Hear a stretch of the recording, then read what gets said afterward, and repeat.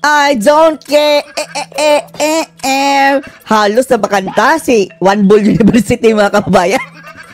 Sa interview niya kanina sa media. Dahil ang sabi niya, masagasaan na ang dapat masagasaan. I don't care. Ilalaban daw talaga nila, mga kababayan, ang kanilang karapatan sa impeachment ni VP Sara. Hindi daw sila nag-iisip sa 2028, mga kababayan eh. Kamikaze na ito. Talagang gera. Pag. One bull. Oh, ganyan, mga kababayan. I don't care. Oh, yan talaga ang lumabas sa bunganga, mga kababayan eh. Tito Soto. Nag-graduate sa school bukol, mga kababayan. Pagdating dito sa usapin ng impeachment case si VP Sara Duterte, panoorin niyo po ha. We don't care. We don't Alala tuloy natin yun.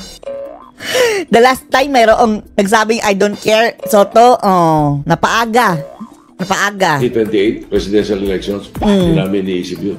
Hindi daw iniisip. Dahil hindi ka tatakbo sa 2028. You don't care talaga. 6 years ang termino nito, mga kababayan eh. Sige, mag-angas ka.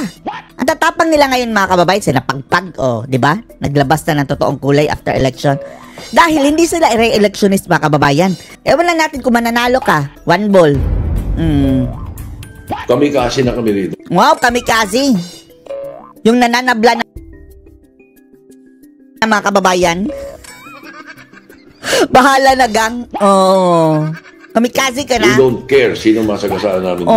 We don't care kung sino tamaan dito. Basta importante, gawin namin ng tama. Actually, bumirang sa'yo, Soto.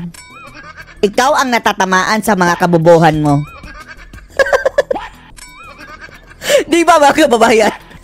Lahat ng mga pinagsasabing niyang galing-galingan o bumalik din sa kanya. Siya rin ang nabutata, mga kababayan, sa sarili niyang mga sinasabi. Tatanungan po ngayon dyan dahil nga, of course, papalapit na midway na ang term ni President Marcos and 2020. Hindi na nila kailangan si Marcos. Mayroon na ito sariling league, mga kababayan. Wala itong mga loyalty, sina Lacson, mga kababayan, sina Soto. Tapos na. Ang purpose nila kay Marcos, mga kababayan, nakuha na nila kanilang gusto. Yung pasali sa bagoong Pilipinas na libre. Lame duck na si Marcos. It is just 3 years away. Tinatanong ngayon ng mga tao, sino-sino kaya ang magiging mga pinakamalalakas na karibal for the presidency. Of course, nandyan yung grupo. Sige, tumakbo ka ulit, Soto. Nang matalo ka na naman. Kaya nagkaganyan ito, mga kababayan, dahil tinalo yan ni VP Sara eh. Landslide. Pinakain niya ng alikabok, mga kababayan, hindi matunawan. Ngayon, gumaganti dahil nagkaubusan sila ng pera eh. Ang laki ng gastos ni Soto, mga kababayan, sa piso tandem nila ni Lacson. Parehong talunan. Marcos, nandyan yung Duterte. Tapos, eto no, hinalaban nila ang grupo ni na Marcos, mga kababayan, dati. Ngayon, naki-join sa Unity. Wow. Bagoong Pilipinas. Kagaya lang din ito ni Pacquiao, nilunok nila ang kanilang sariling suka, mga kababayan. Ang inaasahan ngayon ng mga tao, magkakaroon ng third force alternatives coming from the center. Sa kayo po, saan nyo inilalagay yung grupo ninyo? Kayo po, nakikita namin kayo ni Panfilo Lacson yan, ano? Takbuhin mo ulit si Lacson. And now, of course, the minority in the Senate. Saan walang kadala-dala. Marcos, Duterte, third force, alternative, ano pa? One ball force. Kasama na ito sa isang bayag, mga kababayan. Bagay na bagay sa kanya, no? One ball, isang bayag. Isang bola. For the others, though. Perhaps I can... Tapos yung last na interview niya, mga kababayan, confident siya na mananalo na Senate President. And then tinalo ni Kilay by landslide na naman. 4 lang naman ang bumoto sa kanila. Yung same people lang, mga kababayan, ang sumuporta din sa kanya. Speak for Senator Lacson. Pareho kami ng thinking eh. I will speak for myself. So, pareho sila ng thinking sa one ball. We don't care. We don't care. 2028 presidential elections, hindi namin iniisip yun. We don't care talaga. Dahil hindi mo pa end of term yan eh. Pero itong naiwan, mga kababayan, itong mga kumampi kay VP Sara, they care. Dahil re-electionist sila eh. Lalong-lalo na si Jesus Escudero. 6 years kami dito. Pwede kami mag-re-election 2031. Ayaw na namin. 2031? Midterm election. Itong 6 years na ito, na natitira namin, after all the experiences and all the Mamahinga ka na, Soto. Oh, tama na. Ito ang isa sa mga dahilan, mga kababayan, bakit gumulo yung Senado noong panahon ni Tatay Digong? Dahil nagpa-circus ito Nilagay bilang committee chairman si Dilima, mga kababayan, yung nagpa-imbestiga ng war on drugs.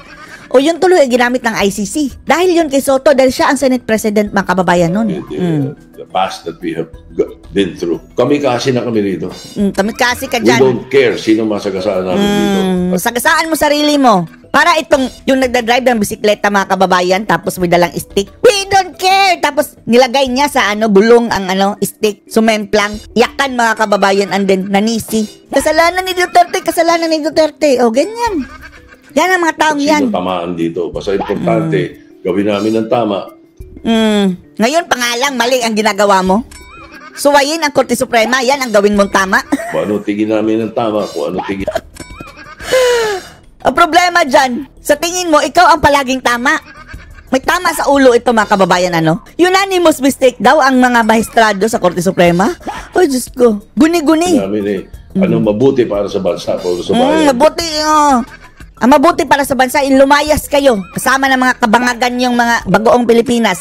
Nahawa ito kay Marcos, mga kababayan, simula nung sumapi sa Bagoong Pilipinas. Pati si Lacson. Okay sana yun si Lacson, although madaldal, mga kababayan, di ba? Pero naging kasing utak na rin ito. Doon kami nakatuon. Di namin iniisip yung 2028 elections. As a matter of fact, after the 2022 elections, ayaw na namin talaga Lokohin mo kami. May pautot ka pang hindi ka tatanggap ng sahod. Tapos, ayun pala, mga kababayan, mas malaki pa ang budget niya sa mga allowances at sa mga sinasabing mga proyekto na pinapanel sa kanila, mga kababayan. Yung kanilang sweldo, dumilang sa kuko. Sarswela ka pa. Kaya lang, nakita namin in the next 2 years, bago mag-2025, ang sagwa Ang sagwa, tapos nakijoin kayo sa Bagoong Pilipinas. Nakita mo na nga masagwa, tapos yan pa ngayon ang dinidepensahan mo, ang kasagwaan ni Marcos.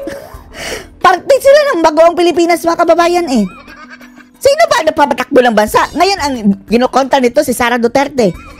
Tapos ang sagwa daw, nakita nila, mga kababayan, na takbo ng ating bansa. Tapos nakijoin sila sa masagwa. Maganda nangyayari. Tapos lalo na. Tapos nakibagoong ka. Ang daming naghihirap na kababayan natin. Hay nako. Taong bayan na naman. Puro budget sila, puro DPWH budget sila. Bakit babangag kang muli? Nakibangag ka. Nakakabuisit kasali ka na doon sa mga buisit. Soto, sa totoo lang, ang dami nitong sinasabi, Maniniwala kami sa'yo kung hindi ka kumampi dyan kinabangag. Kina Marcos, mga kababayan, di ba? Paano niya bibirahin si Marcos, mga kababayan? Ang laki ng utang na loob niya. Tapos ngayon si Sara ang mga kababayan, pinag-iinitan. So we decided na, takbo tayo ulit. Savior pa. Sakaling bigyan tayo ng pagkakataon ng mga kababayan natin. Salamat kayo. Andun si George Garcia. At yung Miro. At si Admiral, siguro. Right the wrong. Paano right? Eto, mga kababayan, mas magaling pa siya sa mga maestrado ng Korte Suprema. Tapos gayon, i-right niyang wrong. Maniniwala pa tayo dito? Ayaw nga sundin ang konstitusyon, mga kababayan, ang Supreme Court. With right. We are not going to right the wrong with another wrong. Hi, one ball, shut up, one ball. Tulad ng sinasabi ko. Katulad ng sinasabi mong mali. Mali daw yung impeachment proceedings ng House. Bakit mali-mali din yung Supreme Court decision? Wow, wawi! Mali-mali daw talaga ang Supreme Court decision. Wow, wawi.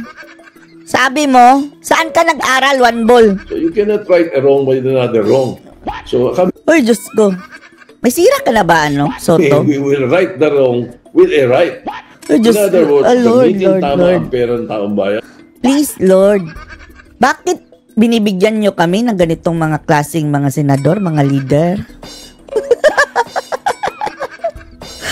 Ay, nako. Maliwanag kung saan ginagamit at maliwanag kung sino yung mga nagraraket at nananaga. Wow, nagraraket at nananaga na daw. Yun ang mga yun ang aming misyon. Mission mong ugok. Tapos si Marcos, anong gagawin mo dyan? Ha? For the next 6 years. So we don't care if We don't... we're officials, we're officers of the Senate, or we are Dami mong sinasabi. members of the minority. We don't care. Yung sa amin, tsaka yung politika, Bumalik ka na lang sa Itbulaga. Oh, mas may silbi ka pa doon. wala na sa amin yun.